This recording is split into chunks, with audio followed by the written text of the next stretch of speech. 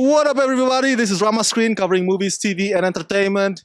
And one of my new favorite shows this season is Deadly Class. So I'm stoked to be interviewing one of the stars of the show, Mitch. How you doing, Mitch? How you doing, boss? I'm really happy to be here. Really happy to have the time to talk with you. Really happy that you dig the show, man. Thank you. I watch it religiously. How did you come on board this project, Deadly Class? And was it part of the requirement that you read the comic books beforehand? No. You know, I didn't even know what I was getting myself into.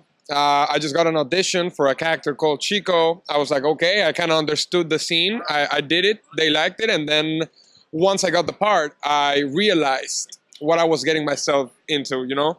I read the comics after I got the role, and I was like, oh, wow, this is unique. This is different. It really caught my eye, and I got so excited to go there and film it. And so we went to Vancouver, we did the pilot, then we got picked up for season, and we just came back from Vancouver doing the first season, which is doing amazing. Yes. Yeah. And I love the cast: Benjamin, Benedict, Lana, Taylor. Talk about working with them.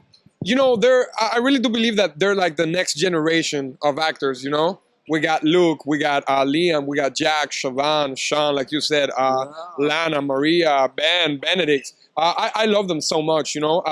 They're really a family to me. We kind of like bonded in a way that I've never seen before. I've acted for a while now. I got 10 years on me on my career. And it's one of the only times where I make that click with everyone in the cast, you know? So every day on work was just a day with the family. Now, let's get to Chico here because in the previous episodes, we get to see the backstory for Maria and Chico, how they met when they were kids in animation style.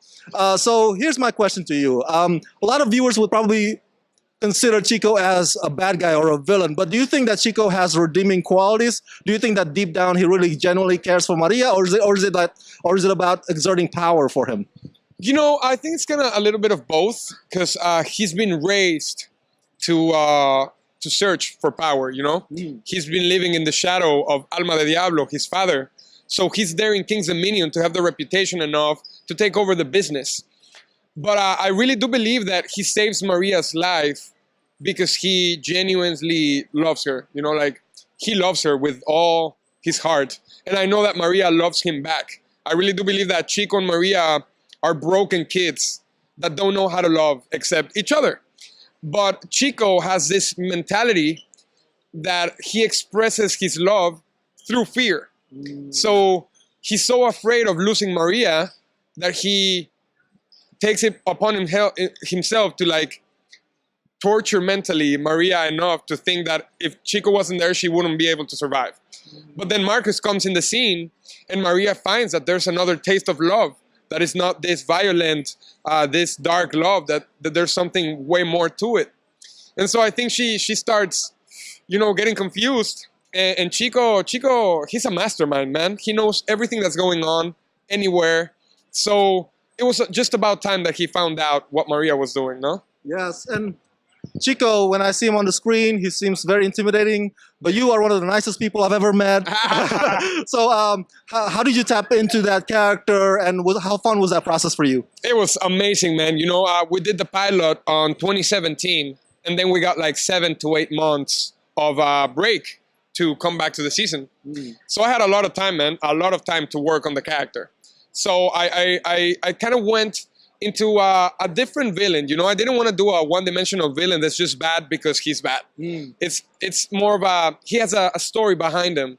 He kind of is what he is because life made him be that.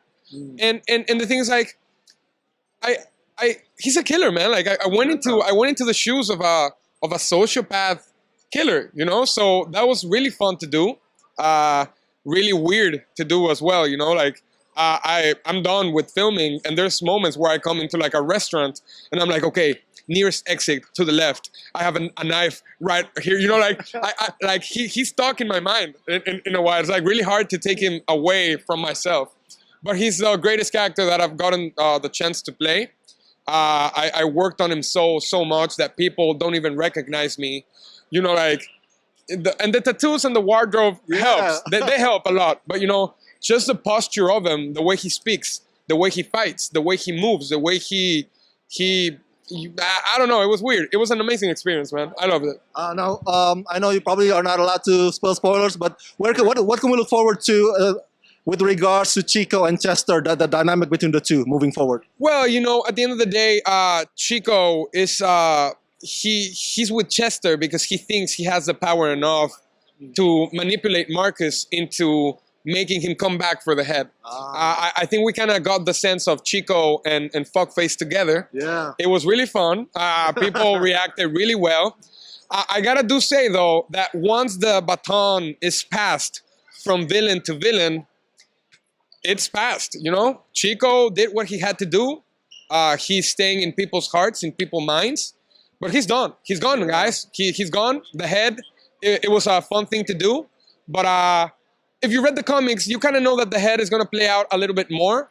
But I'm not sure if it's gonna come back for like another season or something like that. I'm just really proud of what I did. Yes. Really proud of what Fuckface is doing, and get ready because Alma de Diablo is gonna find out what happened, man.